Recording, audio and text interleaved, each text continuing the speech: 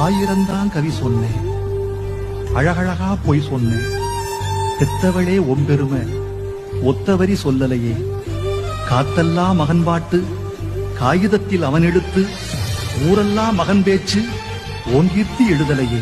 எழுதவோ படிக்கவோ இயலாத தாய் பத்தி எழுது என்ன லாபம்னு எழுதாம போனேனோ. பொன்னையா தேவந்தத்த பொன்னே குலமகளே, என்னை புறந்தள்ள இடுப்பு வலி பொறுத்தவளே. வைகையில் கூர்முருக அல்லூரும் சேர்ந்தெழுக கைப்பிடியா கூட்டி வந்து கரை சேர்த்து விட்டவளே.